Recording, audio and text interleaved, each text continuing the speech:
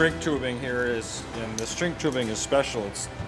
It's dual lined, so that as you heat this up, it actually melts into the cable, and so it kind of oozes out this goo, this goop that seals against the cable then on the outside, so that the connections that are inside here are completely sealed.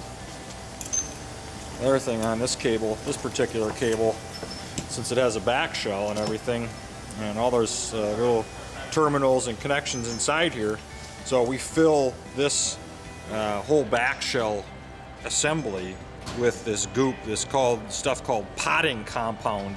So it goes in there and it just seeps in there, and it seals against the cable and everything, so that moisture, corrosion can't start. And the only thing that's exposed, that has to be exposed, is the terminals inside at the ends. This is the mating half down here to this cable. This is the part that goes on the plow.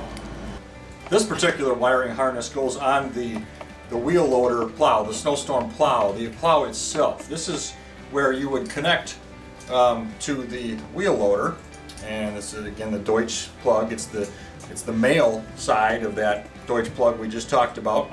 So you would connect that to the machine side.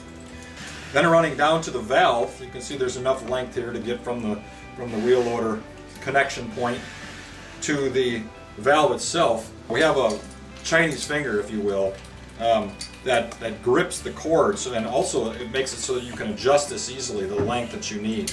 So when, you know, if there is a circumstance that causes the cable to get pulled taut or something like that, it's not going to just rip the little connection points off the valve here.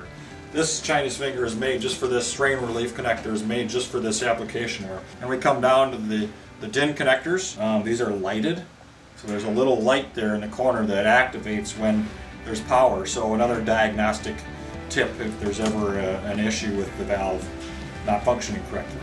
What we have here is another wiring harness that Kage has designed and developed, creates. And this is for our brand new product called the Shadow Blade. And a little bit more detail goes into this guy because there's a controller involved and multi-functions. So this cable here starts with plugging into the Shadow Blade, another nice Deutsch connector. I believe this is a 13 pin or so. Then there's enough cable in here to run up into the cab of the machine, you know, through the window or through another access point.